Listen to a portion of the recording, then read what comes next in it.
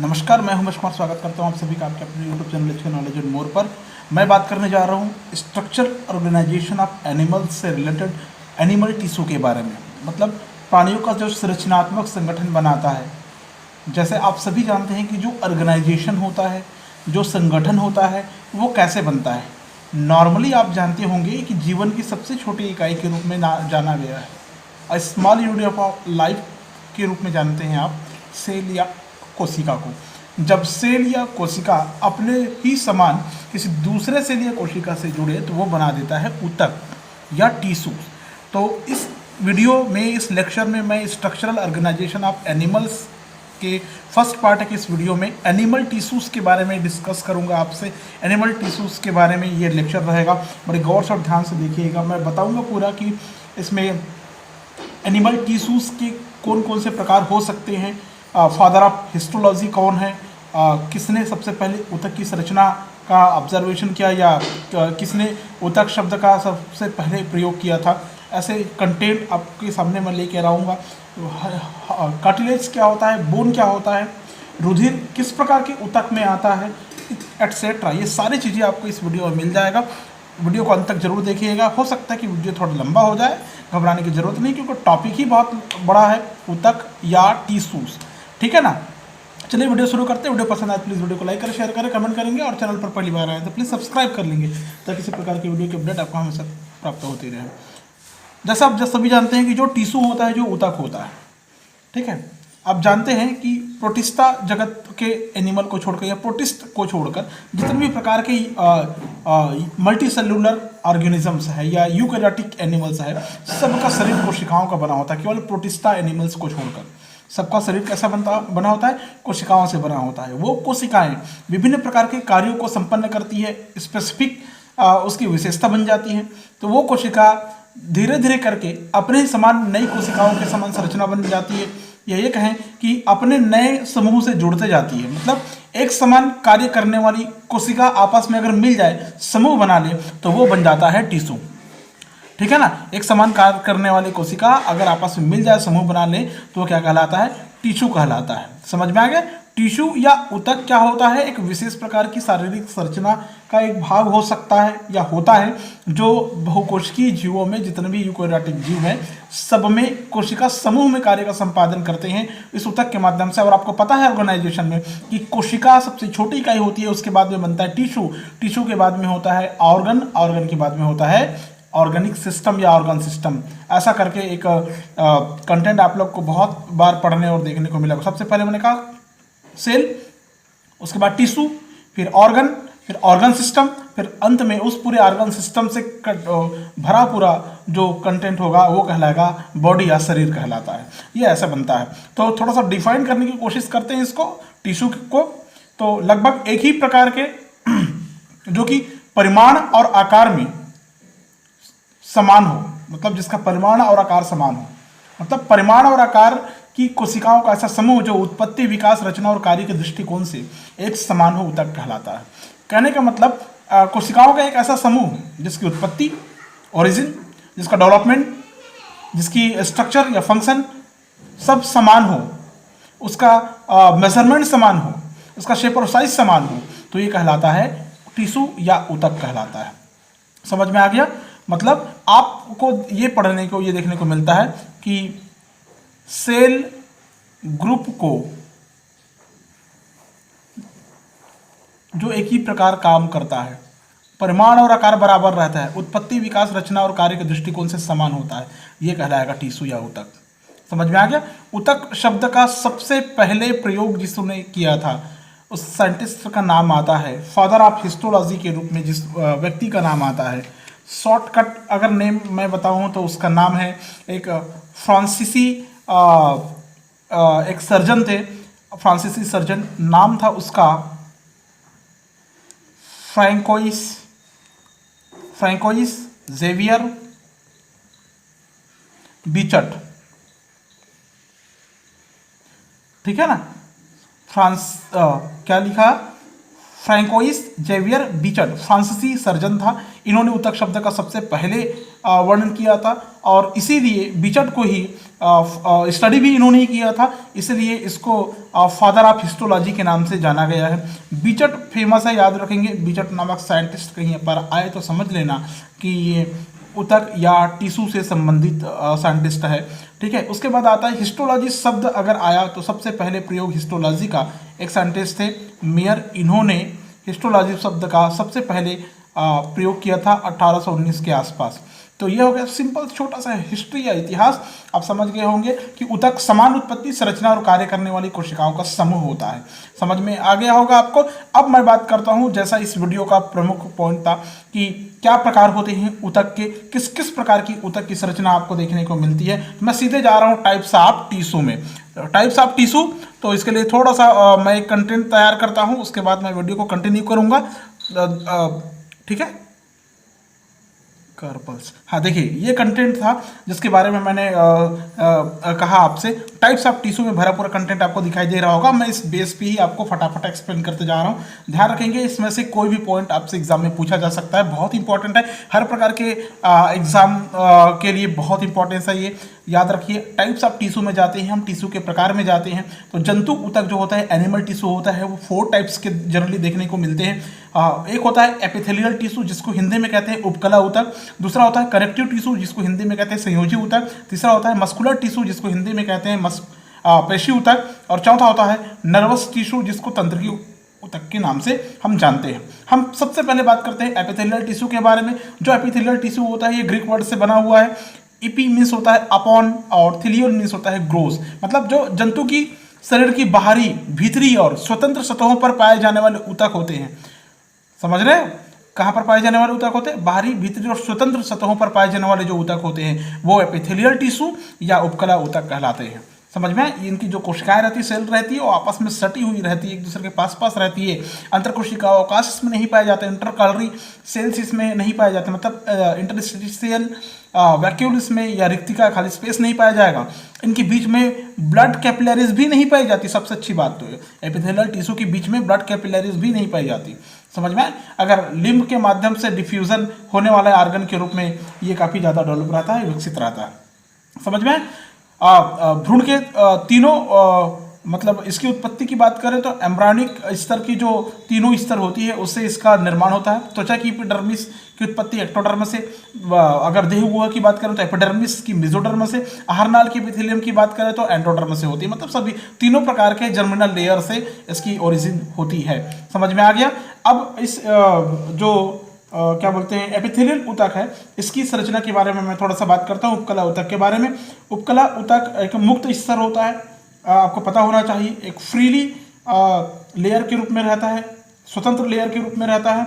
ठीक है, जो एक और बॉडी फ्लूइड और दूसरी ओर बाह्य वातावरण के संपर्क में रहता है। ठीक, समझ में है ना? देह का आवरण या लाइनिंग कह सकते हैं, ये निर्माण करता है। ठीक है, इंटरकैलरी मैट्रिक्स द्वारा ये दृढ़ता से जुड़ा रहता है, अंतरकोशिकीय धात्री के द्वारा ये काफ़ी अच्छे से जुड़ा हुआ रहता है। 2 प्रकार के होते हैं एपिथेलियल टिश्यू।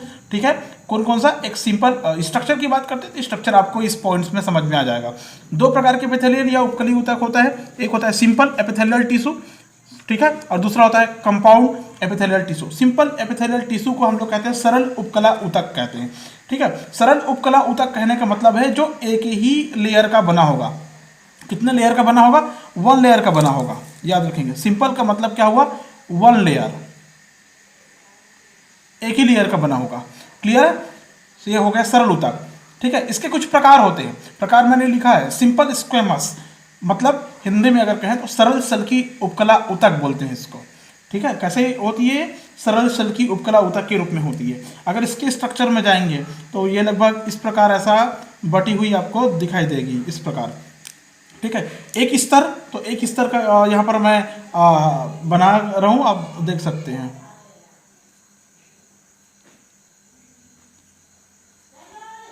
ये ऐसा, ठीक है, तो इस प्रकार आपको ये देखने को मिलेगा, इस प्रकार ऐसा। ये हो गया एक लेयर का एक स्तरीय,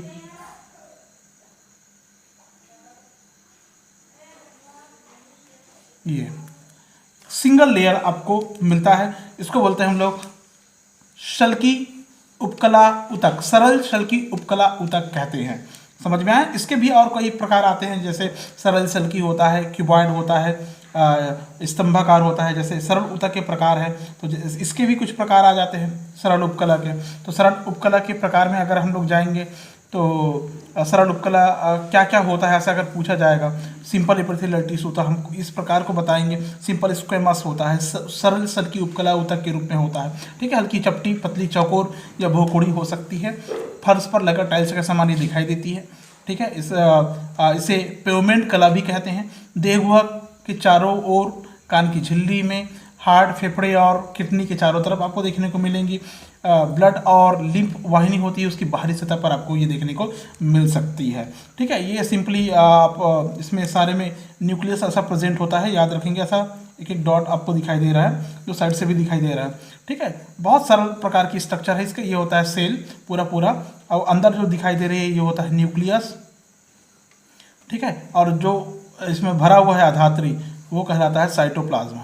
साइटोप्लाज्म देखिए कितना सरल सा है, इसको बोलते हैं सिंपल स्क्वेमस। दूसरा आता है सिंपल क्यूबॉइडल बोलते हैं, जिसको हम लोग सरल घनाकार या उपकला ऊतक बोलते हैं। कार्य के बारे में बात करें तो सुनने में सहयोग, कान में पाया जाता है, सुनने में सहयोगी है ये। सुरक्षात्मक आवरण बनाता है, कई प्रकार के अंग के बाहर मिलता है। हार्ट के बाहर है तो पेरिकार्डियम का निर्माण करेगा ये। ठीक है, फेफड़े में है तो गैसीय आदान प्रदान का काम करेगा। तो ऐसे ही बहुत सारे फंक्शन करते हैं। नेक्स्ट इसमें आता है सिंपल क्यूबॉइडल। सिंपल क्यूबॉइडल का मतलब होता है घनाकार होती है, लंबाई चौड़ाई मोटाई लगभग बराबर होती है। क्यूबॉइड का मतलब क्या होता है? घनाकार। तो इसकी स्ट्रक्चर कुछ इस प्रकार से हम बना सकते हैं घनाकार में।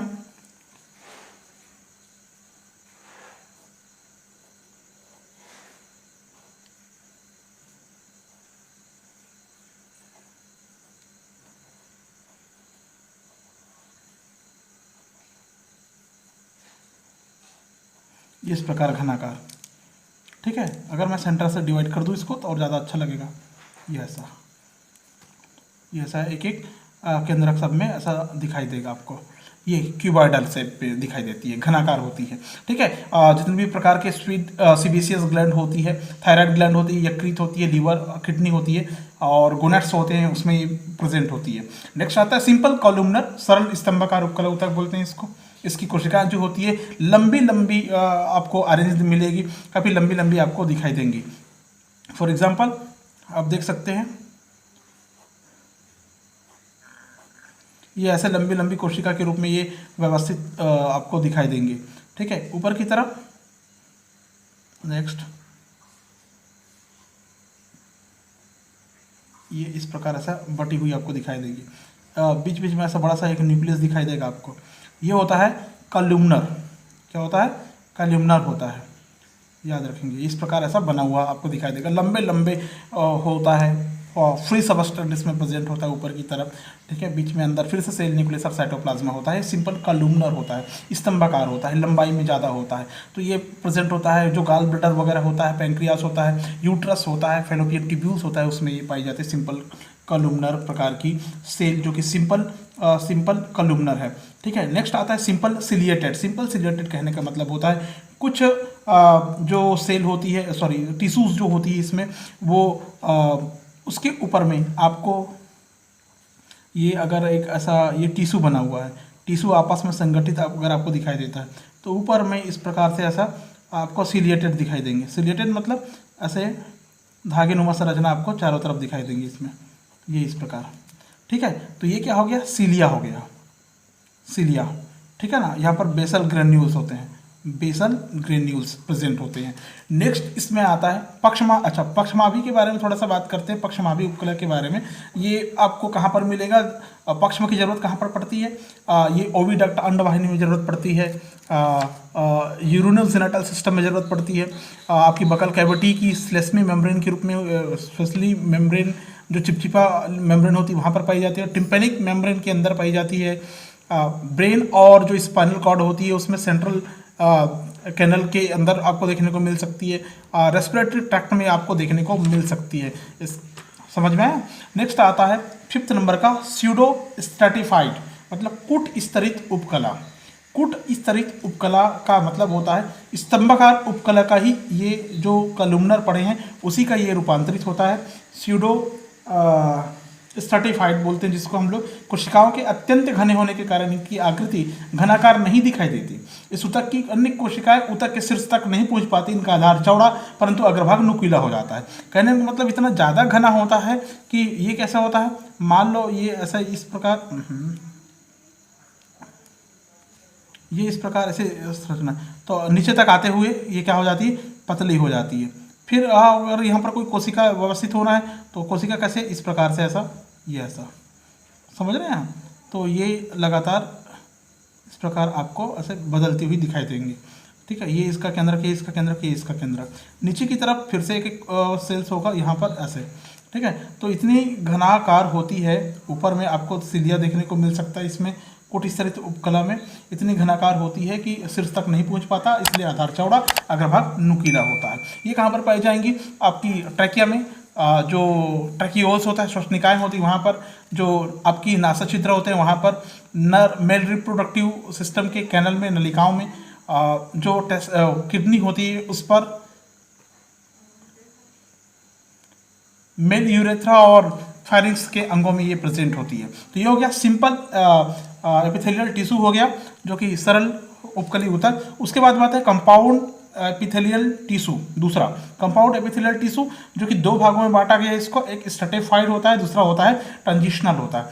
जो कंपाउंड एपिथेलियल टिश्यू होता है इस ऊतक में कोशिकाओं अनेक स्तर की बनी हुई दिखती है। मतलब सबसे आंतरिक स्तर को इसमें जर्मिनेटिव और मैल्पिगियन बोलते हैं, मैल्पिगियन लेयर बोलते हैं, याद रखेंगे। मैल्पिगियन लेयर, एपिगियन लेयर बोलते हैं, जर्मिनेटिव और मैल्पिगियन लेयर बोलते हैं सबसे अंदर की आंतरिक स्तर को। इसकी कोशिकाएं हमेशा विभाजित होती रहती है। कोशिका उस जगहों पर पाई जाती है जहां पर यांत्रिक क्षति के कारण कोशिकाओं में हमेशा टूट फूट की संभावना बनी हुई रहती है। दो प्रकार होता है इसका, एक होता है स्ट्रैटिफाइड एपिथेलियल टिश्यू और दूसरा होता है ट्रांजिशनल एपिथेलियल टिश्यू।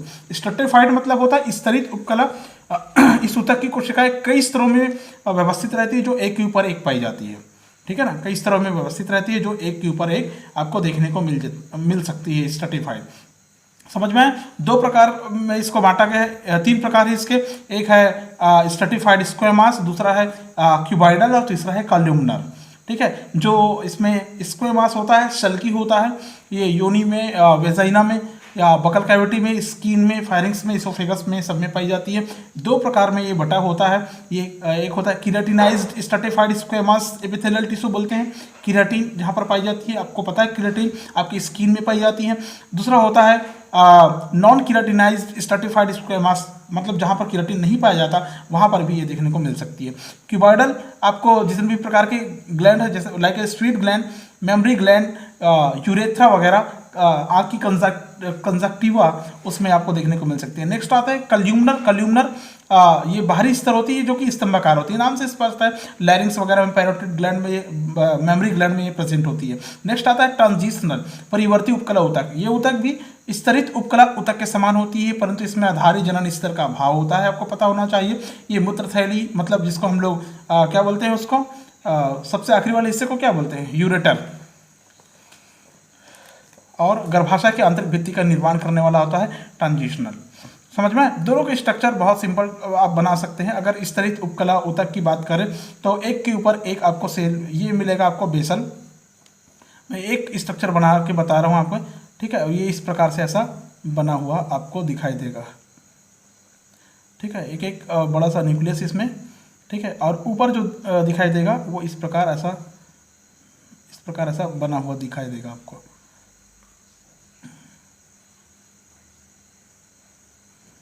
ये ऐसा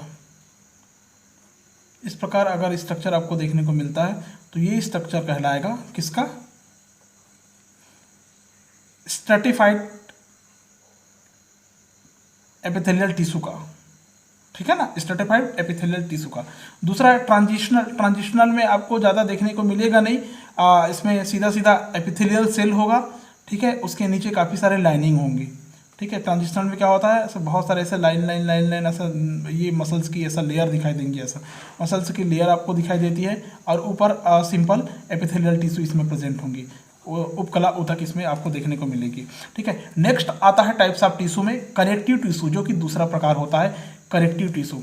ठीक है, ये जो कनेक्टिव टिश्यू होता है इसको हिंदी में कहते हैं हम लोग संयोजी ऊतक कहते हैं। क्या कहते हैं इसको? संयोजी ऊतक कहते हैं। संयोजी ऊतक कहने का मतलब होता है जो शरीर के विभिन्न ऊतकों और अंगों को जोड़ने का कार्य करती है, संयोजी ऊतक कहलाती है। अन्य ऊतकों की तुलना में शरीर में सबसे ज़्यादा मात्रा में पाई जाती है। इसकी उत्पत्ति भ्रूण के मीजोडर्म से होती है, मीजोडर्म से होती है, याद रखना। और इसका तीनों जर्मिनल लेयर से होता है, जर्म लेयर, तीनों जर्मिनल लेयर से इसका निर्माण होता है। कितने जर्मिनल लेयर है? 3। इसका निर्माण सिर्फ मेसोडर्म से होता है। ठीक है, हर्टविग नामक साइंटिस्ट ने मेसेनकाइमा कहा था, शरीर का लगभग 20% भाग का निर्माण करता है, मतलब 20% पार्ट बनाता है कनेक्टिव टिश्यू पूरी बॉडी का। ठीक है, तो इस स्ट्रक्चर को मैं बताऊंगा इसके टाइप्स बेस पे। कनेक्टिव टिश्यू में जब हम लोग जाते हैं तो कनेक्टिव टिश्यू या टाइप्स ऑफ कनेक्टिव टिश्यू में जाएं, इसके प्रकार की बात करें तो ये 3 प्रकार में बांटा गया है। पहला आता है लूज, जिसको हम लोग बोलते हैं, लूज को क्या बोलना चाहिए हिंदी में? ढीले रूप से उपस्थित ऊतक, मतलब लचीले संयोजी ऊतक बोलते हैं इसको। ठीक है ना, क्या बोलते हैं इसको? लचीले संयोजी ऊतक बोलते हैं। इसमें जो ब्लड पाई जाती है संयोजी ऊतक में, कोशिका संरचनात्मक प्रोटीन तंतु स्रावित करती है, जिसे कोलेजन और इलास्टिन कहते हैं। ब्लड भी पाई जाती है, कोलेजन और इलास्टिन का स्रावण ये करती है, आपको पता होना चाहिए, का सिक्रेशन ये करती है। तो एक होता है लचीले लूज कनेक्टिव टिश्यू होते हैं। ये जो लूज कनेक्टिव टिश्यू होते हैं इसमें कोशिका और तंतु एक दूसरे से सेमी फ्लूइड बेसल मटेरियल से आसानी से जुड़ा हुआ दिखाई देगा। आपकी स्किन इसका उदाहरण हो सकता है, जहाँ पर गर्तिका ऊतक बोलते हैं जिसको, त्वचा के नीचे पाया जाता है, प्रायः उपकला के आधार के अंदर धसे रहते हैं। दूसरा वसा ऊतक होता है। तो ढीले रूप से जो संयोजी ऊतक होते हैं उसकी संरचना अगर आप देखोगे तो आपको क्या दिखाई देगा? बहुत सिंपल सा ऐसा दिखाई देगा, ढीले अंतराली कोशिकाएं। ठीक है, तो ये एक काट की संरचना, ये इस प्रकार ऐसा बिखरा हुआ आपको दिखाई देगा, 1 2 ऐसा, एंड देन ये मैंने कोई लाइन से नहीं बनाया ना, ध्यान रखना, ये कैसा भी रहता है। ये जो दिखाई दे रहा है ये जो फाइबर नुमा संरचना जो दिखाई दे रहा है फाइबर, ये इस फाइबर को हम लोग फाइब्रोब्लास्ट कहते हैं। इसको क्या बोलते हैं? इसको फाइब्रोब्लास्ट कहते हैं। ठीक है, कहीं कहीं पर आपको मास्ट सेल दिखाई देगा। क्या सेल दिखाई देगा? मास्ट सेल, मास्ट सेल आपको देखने को मिलेगा। ठीक है, इसमें हिस्टोसाइट्स भी बड़े बड़े से कोशिका के रूप में ऐसा दिखाई देगा, ये हिस्टोसाइट्स होगा। ये लूज प्रकार से व्यवस्थित होते हैं, मतलब इसमें फाइबर वगैरह सब चीज़ आपको देखने को मिलेगा, और पतले पतले ऐसे रेखाएं इसमें मिलेंगे, ये कहलाएगा फाइबर वगैरह कहलाएगा, फाइबर। ठीक है, तो इस प्रकार ये लूज या ढीले या ये कह सकते हैं कि लचीले संयोजी ऊतक इस प्रकार से व्यवस्थित रहते हैं। दूसरा आता है डेंस, जिसको हम लोग कहते हैं सघन, डेंस या सघन। काफ़ी हार्डनेस वाला हो सकता है ये, ऐसा समझिए इसको। डेंस या सघन जब हम लोग पढ़ते हैं तो डेंस या सघन में हमको क्या क्या मिलता है? ठीक है, सघन संयोजी ऊतक में इसमें फिलामेंट भी होता है और तंतु कोशिकाएं दृढ़ता से व्यवस्थित भी रहती है। किसमें? सघन में। सघन का मतलब घना भी कह सकते हैं आप, डेंस। ठीक है ना, 2 प्रकार का होता है, एक रेगुलर भी हो सकता है, एक इरेगुलर भी हो सकता है। समझ में ना, रेगुलर और इरेगुलर हो सकता है डेंस में। ठीक है, तो ये जो होता है इसके अरेंजमेंट के आधार पर फाइबर और जो इसमें कैविटी बनते हैं वो नियमित और अनियमित 2 प्रकार से व्यवस्थित होते हैं। सघन जो रेगुलर होते हैं उसमें कोरक जो होता है समानांतर तंतु की गुच्छों के बीच में कतार में उपस्थित होते हैं। इसमें 2 प्रकार की स्ट्रक्चर देखने को मिलेगी, टेंडन्स और लिगामेंट। टेंडन्स का मतलब होता है कंडराएं, लिगामेंट का मतलब होता है स्नायु। जो टेंडन और लिगामेंट होता है, जैसे टेंडन है कंकाली पेशियों को अस्थि से जोड़ती है, जो कंकाली पेशी हम लोग जो बाद में पढ़ेंगे इधर स्टर्टन मसल्स जो इधर पढ़ेंगे कंकाली पेशी, ठीक है, उसको अस्थि से जोड़ने का काम करती है। और जो लिगामेंट होता है एक अस्थि को दूसरे अस्थि से जोड़ती है। मैं यहाँ पर लिख रहा हूँ बोन टू बोन, लिगामेंट जोड़ कर रखती है हड्डी को अस्थि से, हस्ती को अस्थि से, हड्डी को हड्डी से, ऐसा बोल सकते हैं। अब इसमें क्या होता है, स्केलेटन मसल्स को बोन से जोड़कर रखती है, अस्थि से जोड़कर रखती है। स्केलेटल मसल्स को बोन्स या अस्थि से जोड़कर रखती है। और लिगामेंट में क्या है, बोन्स को बोन से जोड़कर रखने वाली होती है स्नायु। तो इसमें नेक्स्ट थर्ड आता है स्पेशलाइज्ड। स्पेशलाइज्ड का मतलब होता है विशेषीकृत संयोजी ऊतक। विशेषीकृत संयोजी ऊतक में जब हम लोग जाते हैं तो हमको क्या मिलता है, इसमें 3 प्रकार के स्पेशलाइज्ड टिश्यूज आपको देखने को मिलता है। एक होता है कार्टिलेज, दूसरा होता है बोन्स, तीसरा होता है ब्लड। ठीक है ना। कार्टिलेज मीन्स होता है, हिंदी में इसको बोलते हैं हम लोग उपास्थि। क्या बोलते हैं इसको? उपास्थि। ये जो उपास्थि होता है, उपास्थि कोशिकाएं होती है, ये अंतरकोशिकीय पदार्थ ठोस होता है, विशिष्ट होता है, संपीड़न रोधी होता है। इस ऊतक को बनाने वाली कोशिकाएं खुद ही मैट्रिक्स में छोटी छोटी गुहिकाओं में बंद हो जाती है, मैट्रिक्स में छोटी छोटी गुहिकाओं में बंद हो जाती है। ये काफ़ी सुंदर सा डायग्राम आपको ऐसा देखने को मिल सकता है। ये इस प्रकार ऐसा अरेंज रहता है, ठीक है। बड़ा सा ऐसा न्यूक्लियस दिखाई देगा इसमें, इस प्रकार ऐसे ही व्यवस्थित रहता है। क्योंकि आप जो पढ़ रहे हैं ये है कार्टिलेज, उपास्थि की संरचना पढ़ रहे हैं आप, ठीक है ना। चारों तरफ इसमें मैट्रिक्स दिखाई देगा, ये इस प्रकार ऐसा जो दिखाई देगा ये होता है मैट्रिक्स, ठीक है। बड़ा सा दिखाई दे रहा है ये होता है न्यूक्लियस, और अंदर जो द्रव भरा होगा इसमें हल्का हल्का ये कहलाएगा साइटोप्लाज्म, ठीक है, साइटोप्लाज्म। और ये चूंकि ऐसा दोहरी झिल्ली से बनी हुई संरचना में ऐसा दिखाई देगा तो ये कहलाएगा सेल मेम्ब्रेन, ठीक है। समझ में, ये कार्टिलेज की संरचना ऐसी बनती है, आपको छोटी छोटी गुहाओं में खुद ही बंद रह जाती है। भ्रूण में अधिकांश जो उपास्थियाँ होती है वो वयस्क अवस्था में अस्थि द्वारा प्रतिस्थापित हो जाती है। मतलब छोटे बच्चे या भ्रूण में जो गर्भ में पल रहा है वो पहले उपास्थि के रूप में होती है, बाद में वो बोन्स में कन्वर्ट हो जाती है, ठीक है ना। और एडल्ट में कुछ में उपास्थि बनी हुई रहती है, जैसे हमारे नाक की नोक, आप छू कर देखिए अपनी नाक की नोक को जरा सा, हाँ पता चला ना, हाँ वही उपास्थि है, कार्टिलेज है। आप अपने कान को छू कर देखिए, कान की संधि जो जिसको आप कर्णपल्लव बोलते हैं, पिन्ना बोलते हैं, छू कर देखिए कान को, हाँ वो उपास्थि है। मेरुदंड के आसपास की अस्थियों के मध्य हाथ और हाथ पैर में भी कहीं कहीं पर पाई जाती है उपास्थि की बनी हुई संरचना। दूसरा आता है अस्थि या बोन्स। अस्थि या बोन्स बहुत इंपॉर्टेंट है, याद रखना। अस्थि या बोन्स के बारे में बात करते हैं हम लोग तो ये काफ़ी कठोर ठोस और मजबूत प्रकार के कनेक्टिव टिश्यू होता है, याद रखना, ठीक है। अच्छा, इसमें थोड़ा सा और बता दूं, ये जो कार्टिलेज होता है इसमें 1 से 4 तक जीवित कोशिकाएं पाई जाती है इसमें, ठीक है। वो कॉन्ड्रियोसाइट या कॉन्ड्रियोब्लास्ट कहलाता है, ठीक है। इसमें जो जीवित कोशिकाएं पाई जाती है कॉन्ड्रियोसाइट्स या कॉन्ड्रियोब्लास्ट कहलाता है। कॉन्ड्रिन नामक ग्लाइकोप्रोटीन की बनी होती है, ठीक है। इस प्रोटीन का नाम है कॉन्ड्रिन। कॉन्ड्रिन नामक एक ग्लाइकोप्रोटीन है, ग्लाइकोप्रोटीन से ये निर्मित होती है कार्टिलेज, ठीक है। बोन्स के बारे में बात कर रहा हूँ, ये इसलिए मेरे को याद आया क्योंकि मेरे को बोन्स में बताना है ऐसा प्रोटीन। एक ठोस मजबूत संयोजी ऊतक है, जैसा मैंने कहा कि सभी कई संयोजी ऊतक के समान, अन्य संयोजी ऊतकों के समान ये कोशिकाओं, तंतुओं और आधात्री का बना होता है। महत्वपूर्ण प्रोटीन इसमें पाई जाती है, जैसे ओसियोम्यूकॉइड, ओसियोएल्ब्यूमॉइड, एल्ब्यूमोनाइड। इसके अलावा इसमें सबसे इंपॉर्टेंट जो प्रोटीन होता है बोन्स में, ये होता है ओसिन प्रोटीन। कौन सी प्रोटीन? ओसिन नामक प्रोटीन होता है, जो कि अस्थि का लगभग 30% पार्ट बना देता है। ये ओसिन नामक प्रोटीन पाई जाती है बोन्स में, अस्थि में, ये पूछा गया है कई बार, ठीक है। ये कॉन्ड्रिन नामक प्रोटीन, इसमें ओसिन नामक प्रोटीन लगभग 30% पार्ट बनाता है इसका, ठीक है। कैल्शियम और मैग्नीशियम के अकार्बनिक लवण, फास्फेट इसके अंदर प्रेजेंट होते हैं। इनकी उपस्थिति के कारण ये काफ़ी ज़्यादा कठोर होते हैं। कैल्शियम और मैग्नीशियम के इनऑर्गेनिक लवण इसमें प्रेजेंट होते हैं, खासकर फास्फेट इसमें प्रेजेंट होता है, PO4- ये प्रेजेंट होता है, जिसके कारण ये काफ़ी कठोर हो जाती है, ठीक है। इसमें जो कैल्शियम और मैग्नीशियम है यही पूरी अस्थि का लगभग 67% पार्ट बना देती है। कितना परसेंट पार्ट बना देती है? 67% पार्ट बना देती है, याद रखेंगे आप लोग, ठीक है। आपको पता है कि बच्चों में कैल्शियम की कमी से हड्डियाँ कमज़ोर हो जाती है, समझ में आ गया।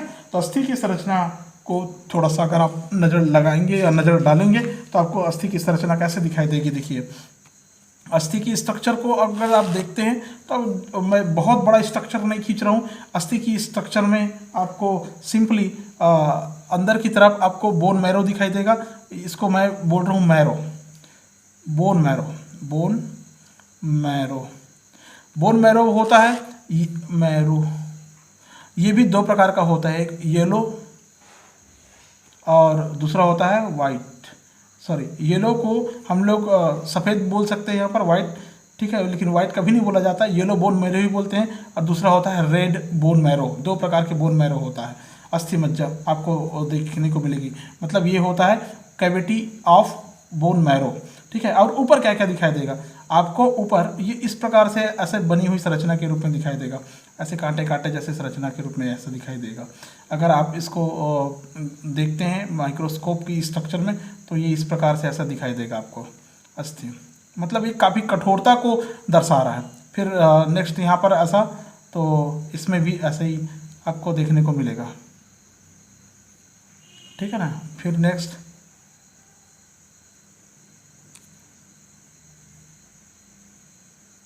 ये इस प्रकार आपको देखने को मिल सकता है, काफ़ी कठोर संरचना आपको देखने को मिल सकती है बोन में, ठीक है ना। अस्थि जान गए होंगे आप, समझ गए होंगे कि क्या होती है। आपके शरीर को संरचनात्मक जो ढांचा देती है, हमारे शरीर को जो संरचनात्मक ढांचा देती है, आंतरिक अंगों की सुरक्षा करती है, वो कहलाता है अस्थि या कंकाल या बोन्स कहलाती है, ठीक है। नेक्स्ट इसमें थर्ड जो आता है वो होता है कनेक्टिव टिश्यू में, स्पेशलाइज्ड कनेक्टिव टिश्यू में ये होता है ब्लड या रुधिर। रुधिर 3 पार्ट में बटा होता है, एक होता है प्लाज्मा और एक होता है प्लाज्मा, दूसरा होता है ब्लड कार्पल्स। प्लाज्मा जो होता है पूरे रुधिर का, वैसे जान लीजिए ब्लड जो होता है पूरे रुधिर का 7% भाग बनाता है कुल भार का, मनुष्य के शरीर में या किसी भी जीव के शरीर में।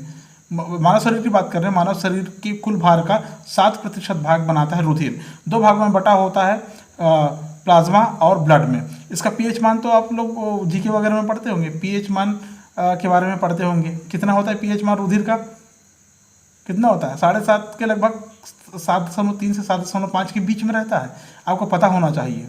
7.3 to 7.5 इसका पीएच मान होता है, ठीक है। ये विशेष जो पीएच मान होता है ये प्लाज्मा की वजह से होता है, इसका पीएच मान होता है, याद रखना। इसलिए रुधिर का पीएच मान भी लगभग इसके आसपास होता है, हल्का सा 7 से ज़्यादा मिलेगा आपको। प्लाज्मा निर्जीव भाग होता है ब्लड का, रंगहीन भाग होता है। अधिक मात्रा में होने पर यह हल्का पीला दिखाई देता है, लाइट येलो कलर का आपको देखने को मिल सकता है ब्लड में। आपने देखे होंगे जब कभी कोई अंग कट जाता है, ब्लड निकलता है, उसके बाद में हल्का सा पीला सा वहाँ पर एक तरल पदार्थ निकलता हुआ दिखाई देता है, वो कहलाता है प्लाज्मा, ठीक है। 90% भाग उसमें जल होता है, 10% पार्ट उसमें विभिन्न प्रकार के ऑर्गेनिक और इनऑर्गेनिक प्रकार के मटेरियल आपको देखने को मिल सकते हैं। समझ में आ गया? आगे बढ़ते हैं हम लोग। प्लाज्मा में मैं ज़्यादा नहीं जा रहा हूँ। प्लाज्मा के कार्बनिक घटक में अगर आप जाते हैं तो ब्लड प्रोटीन्स होता है, न्यूट्रिएंट्स होता है, हार्मोन्स होता है, एक्सक्रीटरी सब्सटेंस होता है, कई प्रकार के एंटीजन, एंटीबॉडी, एंटीटॉक्सिन और कई प्रकार के फॉरेन मटेरियल देखने को मिल सकते हैं, एंजाइम मिल सकते हैं, एंटीकोएगुलेटेन मिल सकते हैं आपको देखने के लिए। लेकिन मैं बात ज़्यादा इसमें नहीं जा रहा हूँ, सीधे जा रहा हूँ ब्लड कार्पल्स में। ब्लड कार्पल्स या रक्त कणिका की बात करते हैं तो रुधिर के जीवित भाग का निर्माण करती है ब्लड कार्पल्स। ब्लड कार्पल्स जो होती है सभी जीवों की रुधिर कणिकाओं में थोड़ी बहुत डिफ्रेंसिएशन लेके आता है, फिर भी मूलभूत लगभग एक समान होते हैं। मनुष्य में लगभग 45% भाग रक्त कणिकाओं का बना होता है, मतलब ब्लड कार्पल्स 45% पार्ट बनाता है। मनुष्य में लगभग 45% भाग रक्त कणिकाओं का होता है। रक्त कणिकाएं मुख्यतः 3 प्रकार की होती है। कौन कौन सा आप जानते हैं? First WBCS white blood carpals, shortcut लिख रहा हूँ। इस वाइट ब्लड कार्पल्स को और कहते हैं ल्यूकोसाइट्स कहते हैं, ठीक है। श्वेत रुधिर कणिका कहते हैं इसको। आप सिपाही भी के रूप में पढ़े हैं, आप लोग जानते हैं, क्योंकि आपके शरीर में एंटीबॉडीज़ का फॉर्मेशन यही करता है, ल्यूकोसाइट करता है। समझ में आ गया?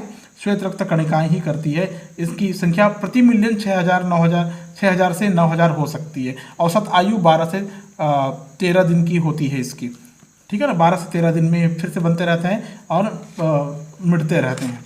समझ में आ गया?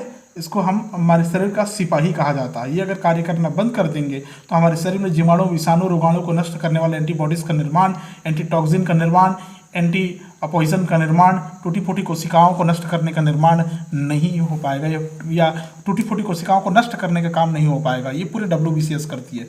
दूसरा आता है RBCS, रेड ब्लड कार्पल्स, लाल रुधिर कणिका बोलते हैं इसको, ठीक है। और इसका नाम होता है इरिथ्रोसाइट्स, लाल रुधिर कणिका, ठीक है। रक्त में पाई जाने वाली गोल अंडाकार प्लेट के समान कोशिकाएं, ठीक है। लेकिन न्यूक्लियस लेस होता है, न्यूक्लियस नहीं पाया जाता। लेकिन आपको पता होना चाहिए कि जो इतने भी प्रकार के स्तनधारी है, जितने भी प्रकार के मैमल्स हैं, सब में न्यूक्लियस एब्सेंट होता है। केवल कैमल या ऊंट ऐसे है जिसकी RBCS में केंद्रक प्रेजेंट होता है, ठीक है। कुछ मछली है, सरीसृप है, जलस्थली है, पक्षी है, इसमें केंद्रक युक्त होते हैं, कुछ नहीं, मतलब सब में ऊंट को छोड़कर, समझ में आ गया होगा आपको। ठीक है, अगर इसके बारे में बात करें तो मनुष्य में इसकी संख्या प्रति लीटर लगभग 50 से 55 लाख प्रति मिलीलीटर हो सकती है। मतलब प्रत्येक मिलीलीटर में 50 से 55 लाख के लगभग होती है। आरबीसी काउंट आप लोग करते होंगे, करवाते होंगे, आपको पता होना चाहिए। 50 से 55 लाख प्रति मिलीलीटर होती है। और WBCS का मैंने क्या बताया था, प्रति मिलीलीटर रक्त में 6000 से 9000, याद रखेंगे 6000 से 9000 तक होती है। ठीक है ना। जब इसकी संख्या वृद्धि हो जाती है तो उस स्थिति को पॉलीसाइथेमिया कहते हैं, लेकिन अगर कमी हो गई तो उसको खून की बीमारी एनीमिया कहते हैं। समझ में आ गया। ठीक है, इसकी जीवन काल की औसत आयु होती है 100 से 120 दिन की होती है। ठीक है, मनुष्य की मृत्यु के बाद जो फैगोसाइट्स होते हैं उसके द्वारा वो नष्ट कर लिए जाते हैं, खा लिए जाते हैं। समझ में आ गया। हमारे रुधिर का सबसे महत्वपूर्ण घटक होता है हीमोग्लोबिन। ठीक है, खैर यहाँ पर इस वीडियो में ज़्यादा उस पर चर्चा नहीं करने जा रहा हूँ, मैं सिर्फ आपको टिश्यूज़ के टाइप से बता रहा हूँ, इसलिए मेरे पास थोड़ी सी बॉन्डिंग है, मैं ज़्यादा इसमें आगे नहीं जा सकता। फिर नेक्स्ट थर्ड इसमें होता है प्लेटलेट्स। प्लेटलेट्स जो होता है, और थ्रोम्बोसाइट्स बोलते हैं इसको, क्या बोलते हैं, थ्रोम्बोसाइट्स के नाम से जाना गया है इसको, प्लेटलेट्स या थ्रोम्बोसाइट्स, जो कि ब्लड क्लॉटिंग में बहुत बड़ा रोल प्ले करता है। इसका तीसरा भाग होता है थ्रोम्बोसाइट्स या प्लेटलेट्स। अनियमित आकार की हो सकती है, 2 से 4 माइक्रोन व्यास वाली होती है। जब अस्थि मज्जा की कोशिकाएं टूटती है, मतलब इनका निर्माण अस्थि मज्जा के टूटने से होती है, ऐसा है। प्लेटलेट्स का निर्माण अस्थि मज्जा में टूट फूट होने के कारण होती है। इनकी संख्या 1 मिलीलीटर रुधिर में लगभग 2.5 से 4 लाख के आसपास हो सकती है। 2.5 से 4 लाख तक हो सकते हैं, मतलब 2.5 से 4 लाख के आसपास हो सकती है। इसकी आयु केवल 10 दिन की होती है। इसकी आयु 12 से 13 दिन की, इसकी आयु 100 से 120 दिन की। एज मैं लिख रहा हूँ 12 से 13 दिन, इसकी आयु 100 से 120 दिन, और इसकी आयु अभी मैंने कहा लगभग 10 दिन की होती, केवल 10 दिन की होती है स्तनधारियों में। समझ में आ गया, अब समझ गए होंगे आप। ठीक है, प्लेटलेट्स का काम क्या होता है, थक्का बनाना। अब बात करते हैं हम लोग फटाफट मस्कुलर मतलब पेशी ऊतक के बारे में बात करते हैं। पेशी ऊतक में जब हम लोग जाते हैं तो हमको मिलता है कि अनेक बेलन के समान लंबे संरचना के रूप में मिलता है। 3 प्रकार की पेशी ऊतक मिलती है हमको। ठीक है, वो 3 प्रकार के ऊतक कौन कौन से हैं, देखिए फटाफट मैं इसमें आपको एक्सप्लेन करना चाहूँगा, टाइम काफ़ी ज़्यादा हो रहा है इसमें। ठीक है, पेशी या मस्कुलर या कॉन्ट्रैक्टाइल टिश्यू बोलते हैं। पेशी ऊतक सबसे लंबे कॉन्ट्रैक्टाइल कोशिकाओं का बना होता है। इसको मसल फाइबर के रूप में भी जानते हैं हम लोग। ठीक है, बंडल के रूप में भी स्थित होते हैं। जीवों में प्रचलन और गति में मदद करते हैं, लोकोमोशन और मूवमेंट में बहुत बड़ा रोल प्ले करता है, इसलिए इसको मसल्स के नाम से जाना जाता है, मसल्स भी कह सकते हैं आप। 3 प्रकार का होता है। एक होता है अनस्ट्रक्चर्ड मतलब होता है अरेखित पेशी। अरेखित पेशी का मतलब होता है इनवॉल्यूंटरी मसल्स बोल सकते हैं आप इसको, इनवॉल्यूंटरी मसल्स बोल सकते हैं, मतलब अनैच्छिक पेशियां भी कहती हैं, क्योंकि ये उन ऊतकों की दीवारों या अंगों में पाई जाती है जो अनैच्छिक रूप से गति करती है। जैसे आपका आहार नाल, मनुष्य का आहार नाल पर हमारा जोर नहीं होता, यूरिनरी ब्लैडर पर नहीं होता, गाल ब्लैडर पर नहीं होता, रेस्पिरेटरी ट्रैक्ट पर नहीं होता, ब्लड वेसल्स पर नहीं होता, टैकेट्स पर नहीं होता, कैपिलरीज पर नहीं होता। समझ गए। तो वहाँ पर जो पेशियाँ पाई जाती है वो अरेखित पेशी, अनस्ट्रक्चर्ड और अनस्ट्रिप्ड मस्कुलर टिश्यूज आपको देखने को मिलेगा। इसको नॉन स्केलेटल टिश्यू भी कहा जाता है, क्योंकि अस्थि से ये जुड़े नहीं होते, अस्थि से अलग होते हैं। समझ में आया। ठीक है, नेक्स्ट अगर जाएं हम लोग तो स्ट्रेटेड मसल्स होते हैं, स्ट्रिप्ड मस्कुलर टिश्यू। ये शरीर की उन सभी हिस्सों में पाया जाता है जहाँ पर इच्छानुसार गति होती है, इसलिए इसको बोलते हैं वॉल्यूंटरी मसल्स। ऐच्छिक पेशियां कहा जाता है। ये अधिकांशतः अस्थियों से जुड़े हुए मिलेंगे आपको। स्केलेटन टिश्यू कहा जाता है, इसलिए इसको क्या कहा जाता है, स्केलेटल टिश्यूज कहा जाता है। और इसको क्या बोलते हैं, नॉन स्केलेटल टिश्यूज कहा जाता है। समझ में आ गया। ठीक है, ये होता है रेखित पेशी को चिकनी पेशी के नाम से जाना गया है। कंकाली पेशी स्केलेटल मसल के नाम से जाना गया है। मनुष्य के शरीर में लगभग 40% शरीर का भाग रेखित पेशियों का बना होता है। कोशिकाएं लंबी, बेलनाकार और शाखित होती है। बहुकेंद्र की हो सकती है, लंबाई 2 से 4 सेंटीमीटर, मोटाई 10 से 40 माइक्रोन के आसपास हो सकती है। ठीक है, ये अधिकांशतः अस्थियों से जुड़े हुए रहते हैं, इसलिए इसका नाम पड़ता है स्केलेटल मसल्स। समझ में आया? सभी पेशियों एक या दोनों किनारों रूपांतरित होकर टेंडन के रूप में बोन से जुड़ा हुआ रहता है, टेंडन के रूप में बोन से जुड़ा हुआ आपको दिखाई देगा। समझ में आया? ये मुख्यतः लोकोमोशन और क्या कर पेशी की गति और प्रचलन में मदद करेगा। समझ में आया? ठीक है, तीसरा आता है कार्डियक मसल। कार्डियक मसल कहने का मतलब होता है हृदयक पेशी। ठीक है, हृदय की दीवार में पाई जाने वाली सारी पेशियों को कार्डियक मसल्स कहते हैं, जहाँ पर लगातार हृदय चूंकि लगातार कार्य करने वाली अंग है आपके शरीर में, क्रमिक संकुचन और शीतलन को बनाए रखती है वहाँ पर, इसलिए संरचनात्मक रूप से रेखित पेशियों के ही समान होता है, लेकिन इनका कार्य अनैच्छिक होता है। हार्ट पंपिंग पर आपका कंट्रोल नहीं है, आप चाहकर भी उसको कंट्रोल नहीं कर सकते। करके देख लीजिए, थोड़ी देर नहीं कर पाएंगे आप। ठीक है, ये पेशियां जीवन पर्यंत बिना रुके बिना थके काम करते रहती है, आजीवन गति करते रहती है। जब मनुष्य ही गतिहीन हो जाता है, जीव की मृत्यु हो जाती है, मतलब जब ये कार्डिक या हार्ट के बारे में बात कर रहे हैं आप, हार्ट की मसल्स के बारे में बात कर रहे हैं, जिस दिन ये काम करना बंद कर दिया उस दिन मनुष्य की मृत्यु होना स्वाभाविक है। ठीक है, तो ये हो गया। उसके बाद में आता है नर्वस टिश्यूज। नर्वस टिश्यू का मतलब होता है क्योंकि पौधों में किसी भी प्रकार के तंत्रिका तंत्र का विकास नहीं होता। ठीक है, लेकिन जंतुओं में तंत्रिका तंत्र विकसित प्रकार का होता है, जो जंतुओं को सोचने, समझने और विभिन्न प्रकार के संवेदनाओं को, उद्दीपनों को ग्रहण करने के लिए प्रेरित करती है, उत्तेजित करती है, उत्तेजित करने की क्षमता पाई जाती है। समझ में आ गया? क्लियर है? तो तंत्रिका तंत्र क्रियात्मक और संरचनात्मक रूप से एक विशेष प्रकार का ऊतक का बना होता है, जिसमें 3 भाग होते हैं। कौन कौन से 3 भाग होते हैं? फर्स्ट पार्ट होता है न्यूरॉन का, सेकंड पार्ट इसका होता है नर्व फाइबर का, और थर्ड पार्ट इसका होता है न्यूरोग्लिया का। समझ में आ गया? न्यूरॉन वाले पार्ट में जो सबसे मुख्य भाग होता है, ये 2 भाग होता है। एक होता है साइटॉन, आपको तंत्रिका तंत्र की संरचना में मिल जाएगा साइटॉन। ठीक है, क्लियर है? और दूसरा भाग होता है सेल आउट ग्रोथ, आपको मिलेगा सेल आउट ग्रोथ के रूप में मिलेगा डेंड्रॉन और एक्सॉन मिलेगा। इसमें डेंड्रॉन एंड एक्सॉन मिलेगा आपको देखने को। क्या मिलेगा? डेंड्रॉन और एक्सॉन, जो कि तंत्रिका तंत्र की स्ट्रक्चर में आपको देखने को मिलता है। और जो नर्व फाइबर होता है 2 भागों में बटा हुआ आपको दिखाई देगा। एक होता है सेंसरी, संवेदी बोलते हैं जिसको हम लोग, और दूसरा होता है मोटर। ठीक है, और अंत में होता है न्यूरोग्लिया की सेल्स।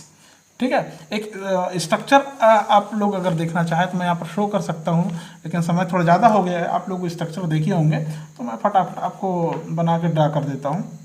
एक केंद्रक आपको दिखाई देता है। ठीक है, ये इस प्रकार ऐसा बटा हुआ आपको दिखाई दे सकता है। ठीक है, ये इस प्रकार। तो ये वाला हिस्सा कहलाता है साइटॉन, ये वाला न्यूक्लियस। ठीक है, ये वाला एक अगर है तो डेंड्रॉन। ठीक है, और यहाँ से ऐसे शाखाएं निकले तो ये कहलाता है डेंड्रॉइड्स। क्लियर है? डेंड्रॉन और डेंड्रॉइड्स। यहाँ पर जो ऐसा दाने दिखाई देते हैं इसको बोलते हैं निसल्स पार्टिकल या निसल्स ग्रेन्यूल बोलते हैं, निसल्स ग्रेन्यूल। ठीक है, ये वाला हिस्सा जहाँ पर ये ऐसे एक स्टक दिखाई देगा ये कहलाता है एक्सॉन। एक्सॉन से ही इसका दूसरा पार्ट ऐसा जुड़ा हुआ आपको दिखाई देगा, ये कहलाता है दूसरा पार्ट जो दिखाई देगा। यहाँ पर ये इस प्रकार कैसे संरचना में ये सब बटा हुआ रहता है।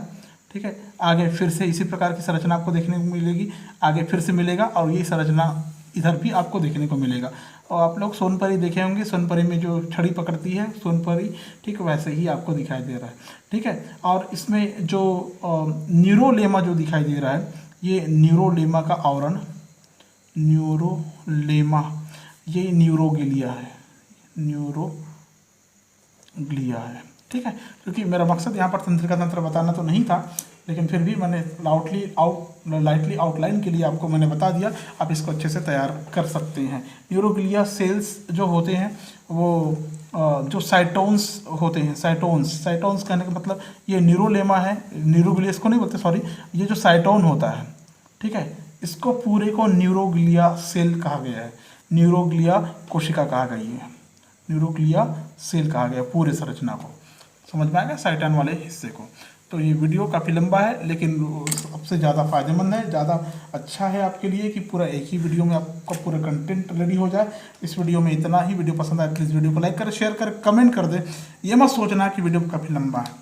वीडियो कितना इंपॉर्टेंट है इस पर ज़्यादा ध्यान दिया करें आप लोग, ठीक है। चैनल पर पहली बार है सब्सक्राइब कर ले ताकि किसी प्रकार की वीडियो आपको हमेशा प्राप्त हो। Thank you so much.